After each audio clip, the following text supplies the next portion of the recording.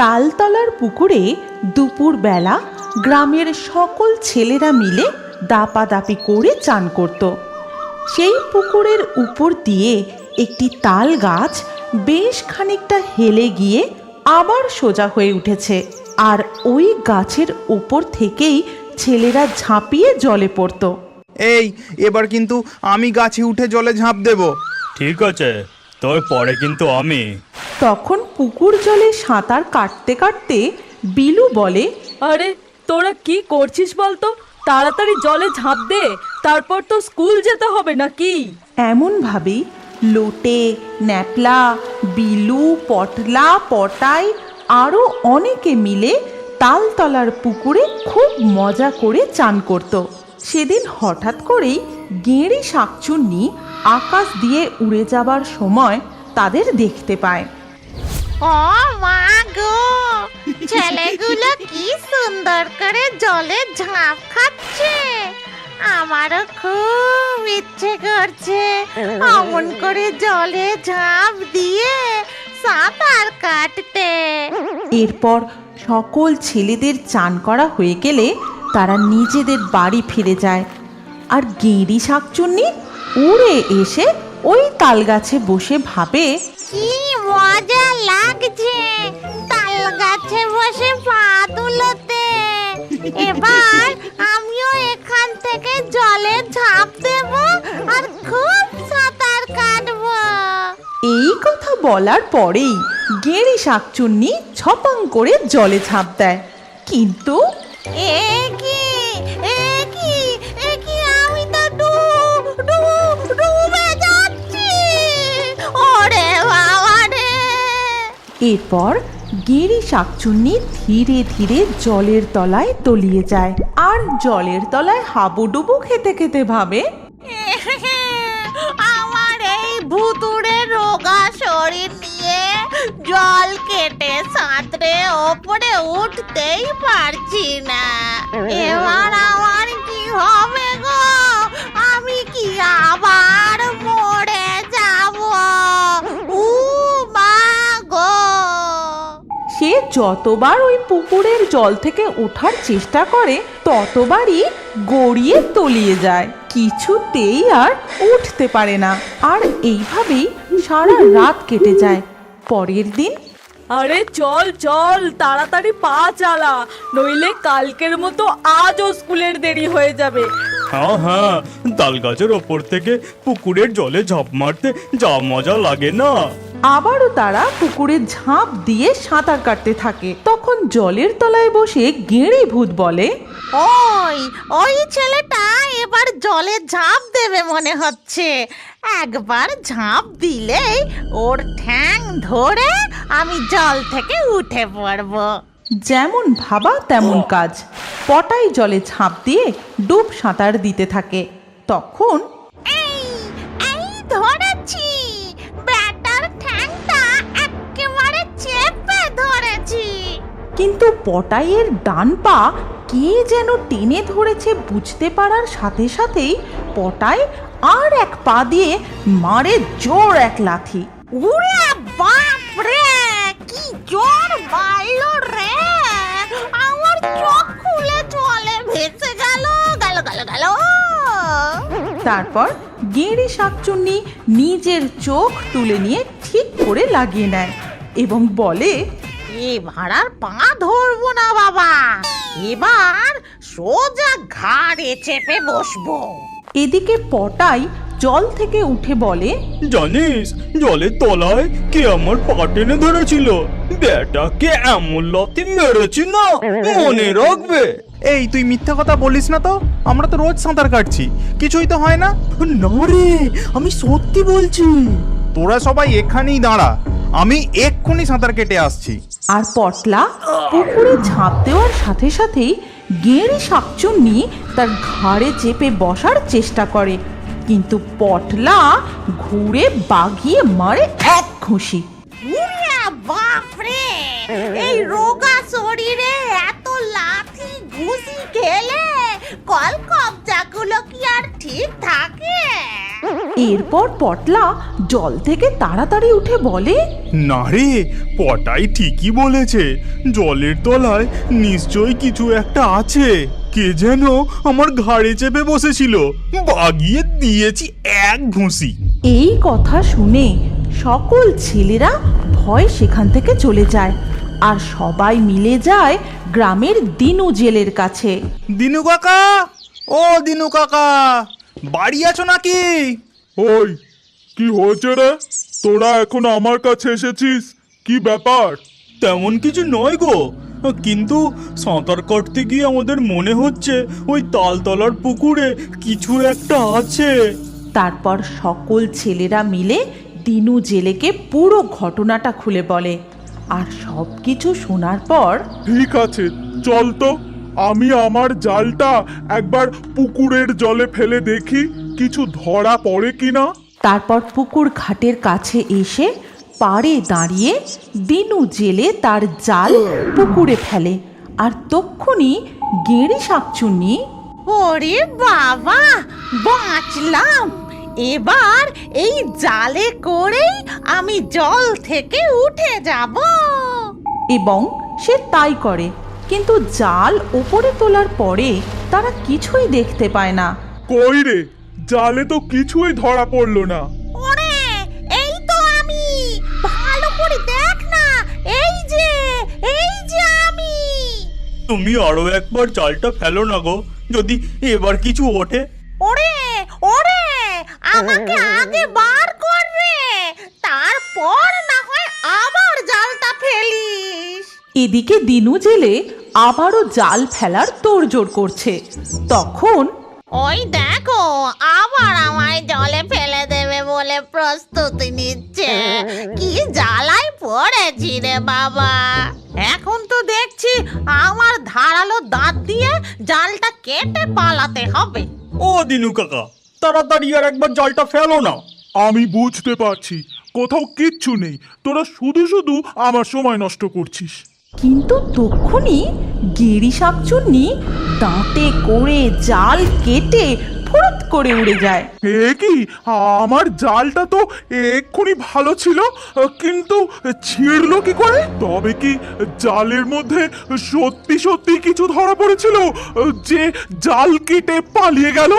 এই চল আমরা পালাই, নিশ্চয়ই তালপুকুরে ভূতে বাসা করেছে।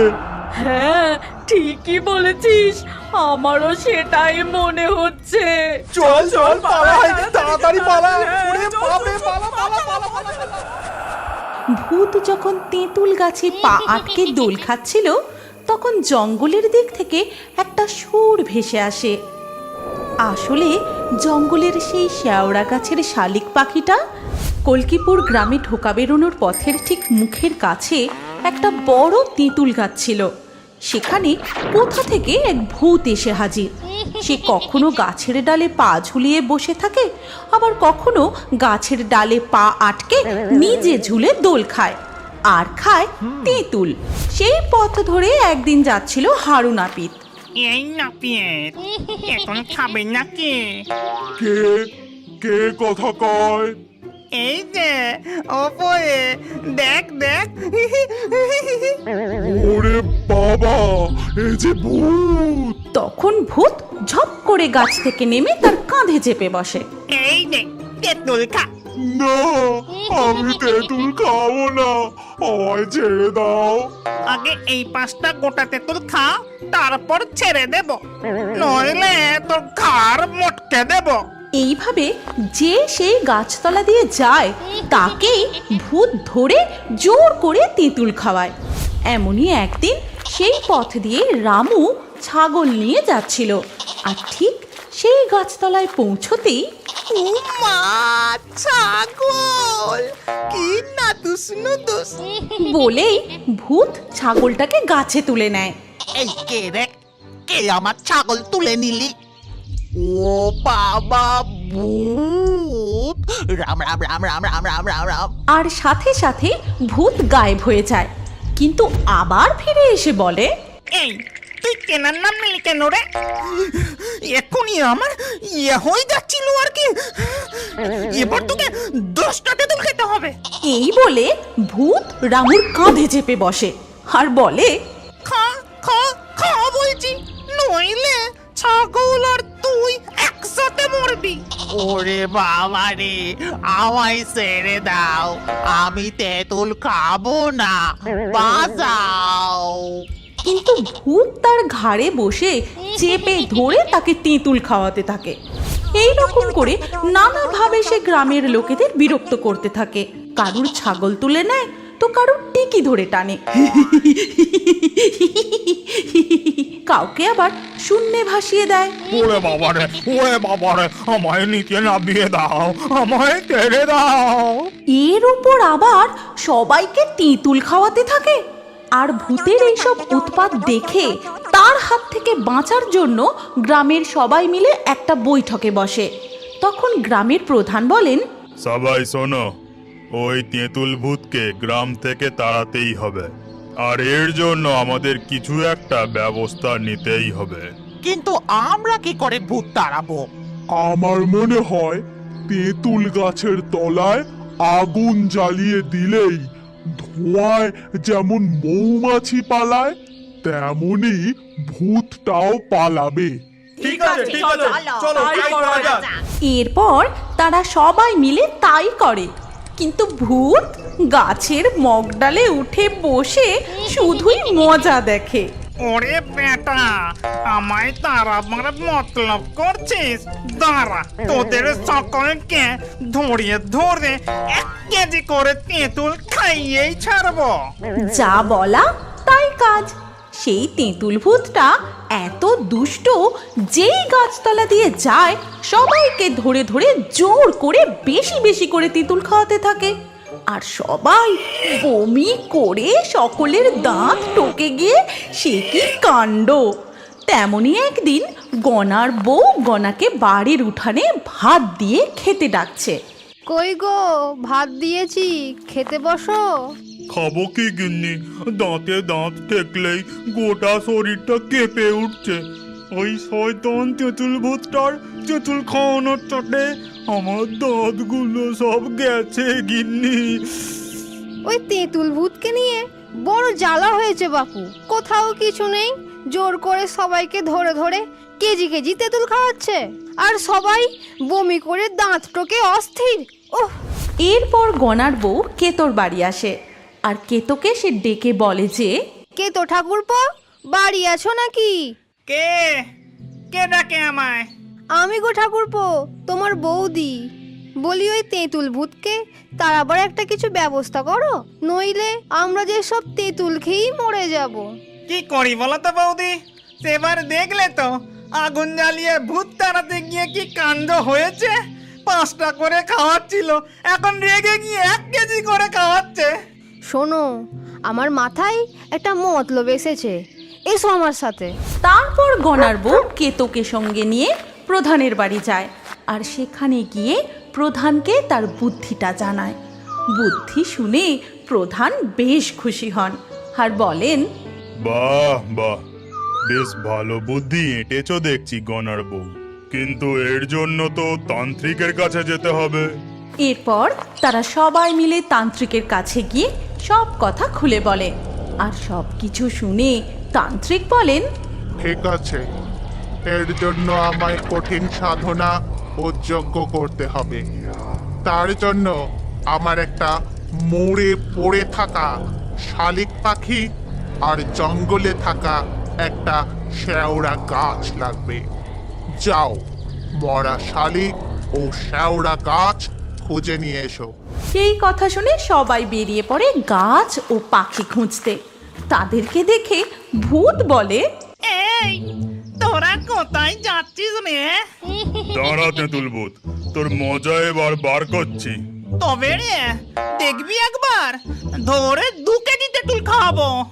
ওরে বাবা রে, না না, তুমি শান্তিতে তেঁতুল গাছেই থাকো। এরপর সবাই সেখান থেকে দ্রুত পায়ে জঙ্গলের দিকে চলে যায়। আর অনেক খোঁজাখুঁজির পর অবশেষে তারা একটা মরা শালিক পাখি ও শেওড়া গাছ খুঁজে পায়। চলো সবাই, আমরা এবার তান্ত্রিকের কাছে যাই। হ্যাঁ হ্যাঁ, তাড়াতাড়ি চলুন। কিন্তু ভূত তাদের আবারও দেখতে পেয়ে বলে, কি রে, তোরা সবাই মিলে ওই মরা শালিক পাখি আনতে গেছিলি? ছ্যা ছ্যা ছ্যা ছ্যা ছ্যা ছ্যা ছ্যা। কোথায় মুরগি ধরে নিয়ে আসবি? কতদিন মুরগি ঠ্যাং চিবোয়নি, তা না মরা শালিক পাখি নিয়ে যাচ্ছে। সব কটাকে কাঁচা তেঁতুল গুলে ঢক ঢক করে খাইয়ে দিতে হয়। ওরে বাপরে, তাড়াতাড়ি পালা সবাই। সেখান থেকে এক দৌড়ে সবাই তান্ত্রিকের কাছে গিয়ে পৌঁছায়। তারপর তান্ত্রিক যজ্ঞে বসে ও অনেকক্ষণ যজ্ঞ করার পর সেই শালিক পাখিকে মালা পরিয়ে হাতে নিয়ে তেঁতুল তলার দিকে যায়। আর দূর থেকে ভূত তাকে দেখে বলে, ও বাবা, এটা আবার কে রে? ও তান্ত্রিক, ও তান্ত্রিক, মরা শালিক পাখিকে মালা পরিয়ে কোথায় চললে গো?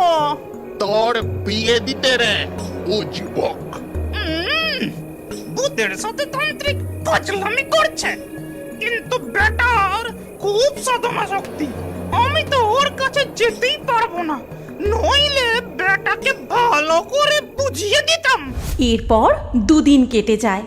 তৃতীয় দিন ভরা অমাবস্যায় মধ্যরাতে ভূত যখন তেঁতুল গাছে পা আটকে দোল খাচ্ছিল, তখন জঙ্গলের দিক থেকে একটা সুর ভেসে আসে।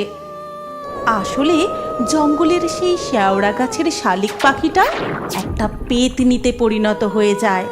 তারপর সে একটা গান ধরে, ও আমার ভূত, তুমি আসো না কেন কাছে? আমি কত আশায় আছি, কখন বসবে আমার পাশে? ও আমার ভূত। এই গান শুনে ভূত সোজা হয়ে বসে বলে, এই যে পেতনির গলা, কোথা থেকে আসছে? আমায় আবার কান কুয়ে ডাকছে।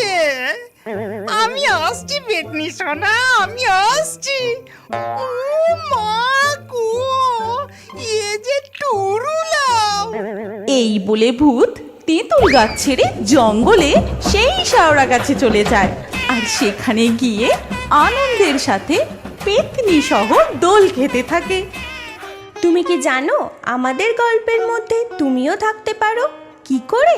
প্রথমে আমাদের পিক্সটোন চ্যানেলটি সাবস্ক্রাইব করো, তারপর তোমার নাম কমেন্টে লিখে দাও।